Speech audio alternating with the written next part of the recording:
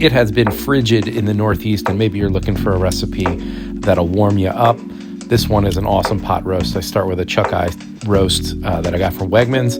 I trim it up because there's a fair amount of gristle in the middle, so you can kind of separate it into individual steaks and then tie them back up. Individual roast, tie them back up into a pot after seasoning them. I use some avocado oil this time, but into a pan to get nice and brown. I'm going to move all of the roasts around this pan to try to maximize the amount of fond I get in the bottom, and also to keep using some of the hotter steel of the pan. So this is our one big chance to get a nice crust on this, so we're going to take our time.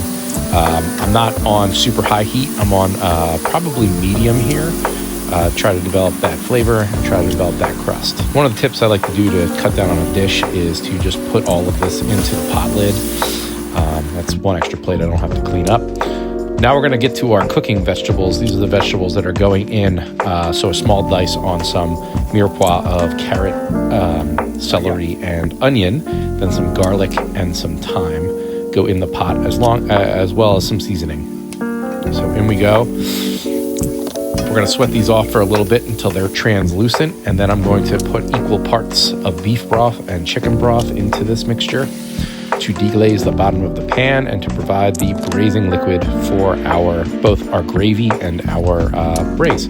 A little water to balance out all of those stocks. You could use white wine. You could use whatever you want there. A little tomato juice would also work. So we're going to bring that up to a simmer before adding the meat back in for its long cook. So about halfway up, don't forget those juices. And then we're going to cover this up after we add some bay leaves. Maybe you'll be able to figure out that flavor. I haven't yet. So 2 bay leaves in, and then we're going to bring this mixture up to a simmer before putting it in the oven. So cover it up, and then it's going to go low and slow into the bottom oven for 300 degrees for about 2.5 hours. So into the oven we go. Out we come every hour or so to give it a spin, give it a turn, make sure all sides are getting equally cooked. Turning it also gives you the opportunity to render some of that fat in the middle. This is also a great recipe to do like the day before. It actually gets better if you put this meat into the fridge overnight after you've cooked it. Speaking of cooking it, here are our cooking vegetables. So we're going to add all of those vegetables into the pot. Some 2-inch kind of sliced carrots, 1-inch sliced carrots, some whole white potatoes, some parsnips. I'm getting pretty close to the top of this pot, and then some celery. I like celery in mine. I don't know, not everyone does. Then we're going to close that up for another hour or so. And we're going to add some more vegetables, some frozen pearl onions, a wonderful shortcut, some corn, and some frozen peas. These can just live inside the gravy for a minute and they'll get nice and warm.